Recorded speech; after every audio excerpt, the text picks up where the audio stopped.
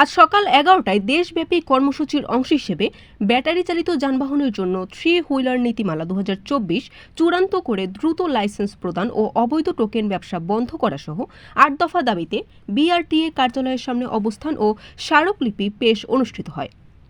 অবস্থান কর্মসূচিতে সভাপতিত্ব করেন রিকশা, ব্যাটারি চালিত রিকশা, ভ্যান, ইজি বাইক সংগ্রাম পরিষদের সভাপতি দুলাল মল্লিক ও পরিচালনা করেন সংগ্রাম পরিষদের সংগঠক শহীদুল হাওলাদার।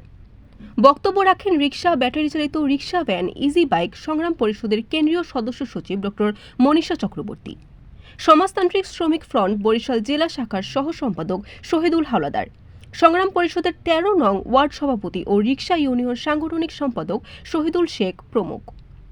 বক্তারা বলেন, এসব যানবাহন তৈরি, মেরামত, খুচরা যন্ত্রাংশ নির্মাণ, বিক্রি, চার্জিং সহ নানা ধরনের কাজে অসংখ্য মানুষের জীবন ও জীবিকা নির্ভরশীল।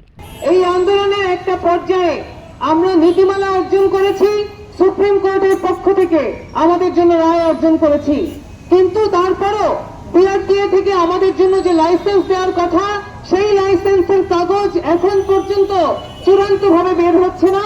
নীতিমালার ফাইল রেডি হয়ে মন্ত্রণালয়ে ঘুরছে প্রায় 2 বছর ধরে। আমরা বলতে চাই, অবিলম্বে বিআরটিএ স্বীকৃত সেই লাইসেন্স দিতে হবে। এই খাতে যেমন বিপুল কর্মসংস্থানের ব্যবস্থা রয়েছে, তেমনি দেশের অর্থনীতিতেও এক গুরুত্বপূর্ণ ভূমিকা পালন করছে। দ্রুত নীতিমালা চূড়ান্ত করে 50 লাখ ব্যাটারি চালিত বাহনকে নিবন্ধন ও চালকদের লাইসেন্সের আওতায় আনলে রাজস্বে কয়েক হাজার কোটি টাকার জোগান নিশ্চিত হবে।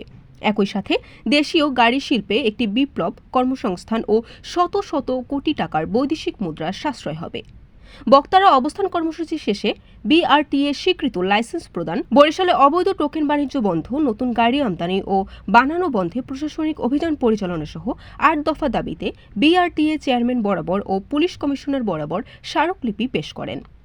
বরিশাল.নিউজ।